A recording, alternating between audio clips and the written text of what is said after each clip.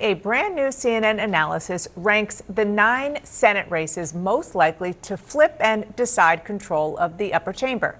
6 are Republican held.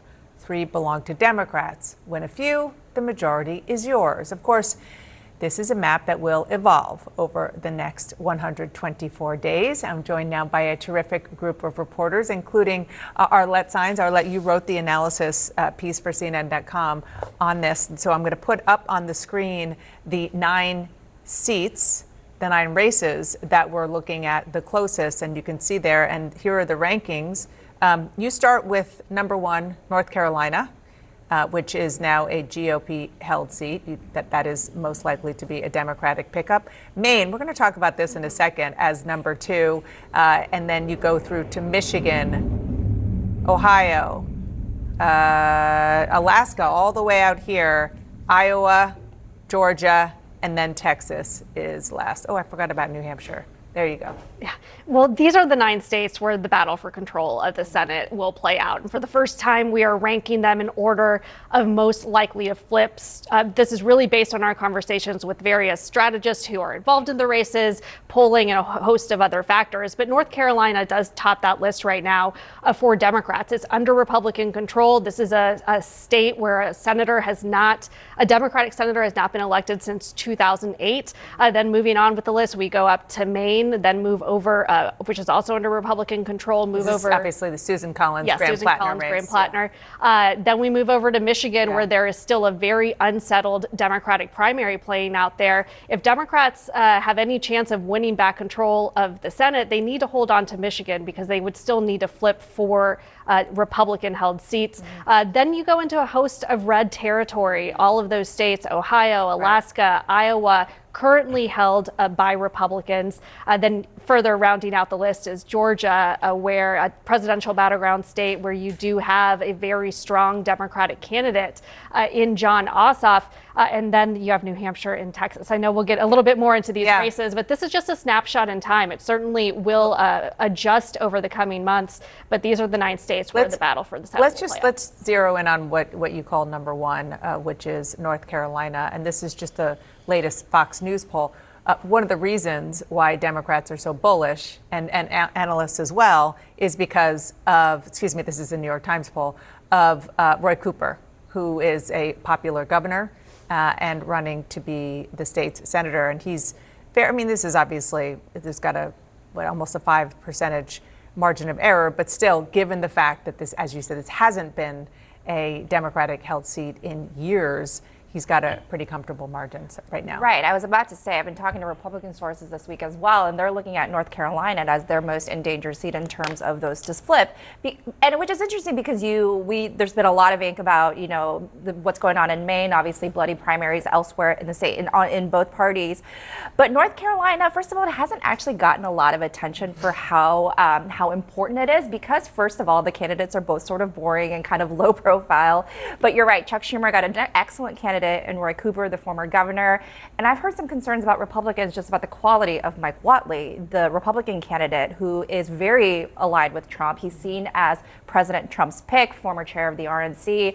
I've heard from concerns from Republicans in the state that while the Trump, association helps, he needs an identity that goes beyond Trump, particularly if you want to tell voters to vote for me for senator, to be in there for 6 years beyond when Trump is out of office. Yeah, and I mean, also, anyone who's seen Michael Whatley speak or, do an event knows that he's just not a dynamic candidate. He's not out there wooing the crowd. I mean, there is a reason that Trump waited to weigh in on this primary or on this candidate because he was waiting to see if Lara Trump was going to run. He was looking at other candidates. He likes Michael Whatley. The White House likes Michael Whatley, but he doesn't necessarily energize the crowds, and that's going to be part of the issue as well. Let's look at let's look at one red state, which is actually one of the most interesting, and that is Iowa. This is retiring Senator Joni Ernst's open seat, so it is a GOP-held seat. And we just saw primaries to decide who's going to be the nominees. Ashley Hinson is the Republican nominee, who is somebody who is Democrats and Republicans look at her and think that she is a very talented candidate, probably one of those who can potentially beat the odds against Donald Trump everywhere, and including that state. But right now, again, this is a Fox poll that just came out. Josh Turek, who is the Democrat, is leading her. As we said at the beginning, 124 days is like eternity, an eternity in politics. But still, the snapshot is interesting. This is interesting, and I think you hit the key point when you said that she has a chance to beat the odds when it comes to Donald Trump, too, right? I mean, Ashley Hinton is somebody that has aligned herself with Donald Trump. She does. A large part of her support comes from MAGA voters as well. But this race has a theme that's emblematic more broadly when it comes to the Senate map right now, and that's does the frustration and in time support, but frustration with Donald Trump seep down to impact these races? Does the frustration and disapproval with the economy right now seep down and impact these races? This is a great example of that, particularly when you have a candidate that has really aligned herself with Donald Trump as she goes against somebody who has proven to be popular in Josh Turek. Let's go back to Georgia, and that is on your ranking, you have it as number 7 as the potential to flip. It is a Democratic held seat, 2 of them actually in Georgia right now. But this particular race is, of course, Jon Ossoff trying to keep it and prevent it from going from D to R. And look at this. I mean, this is a senator who got in, barely by the skin of his teeth in runoffs in a very dramatic way in 2020.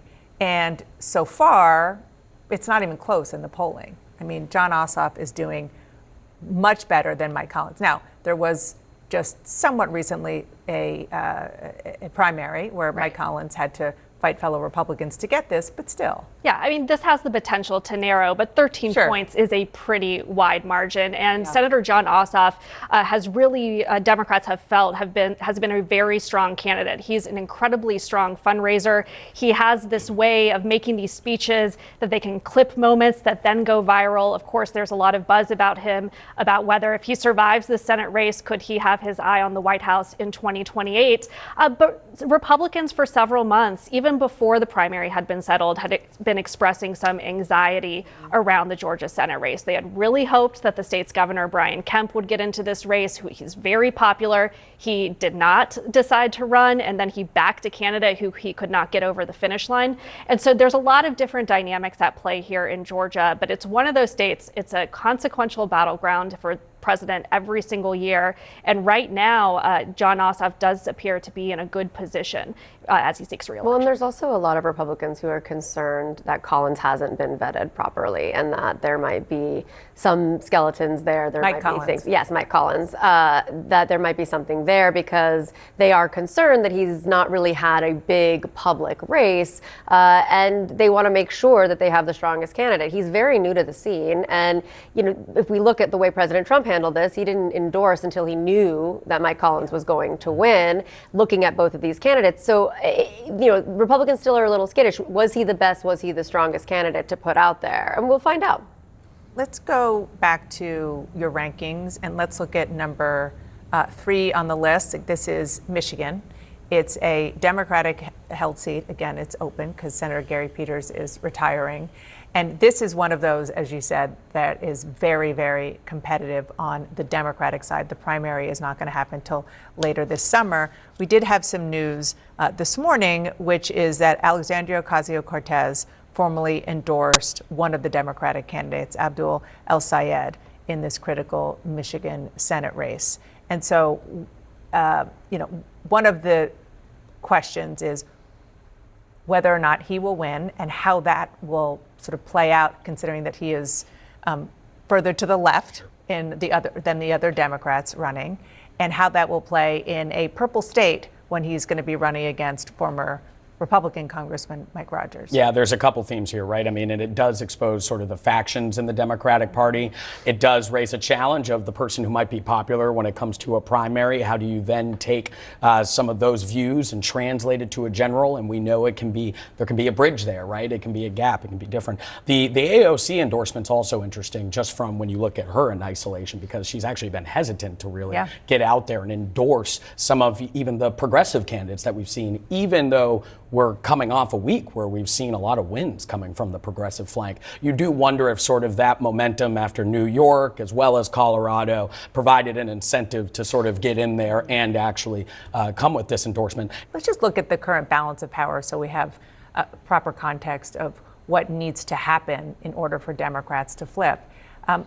It's a hill. It's a pretty steep hill, Arlette. Yeah, it is. Democrats, with the current makeup, they would need to hold on to all of their seats and flip 4 if they were to regain control of the Senate. But so much of this battle is going to play out in these states that have been red and trending even more red in recent years. The question is whether those dynamics might be changing with this election, especially as there's frustration with President Trump and the economy. You know, Republicans have been long hoping that there would be some type of resolution to the conflict with Iran, that could potentially ease some of the economic concerns. But right now, given all the volatility we've seen, there's really no guarantee that that's going to happen before Thanks for bringing November. us this great analysis and reporting. Appreciate it.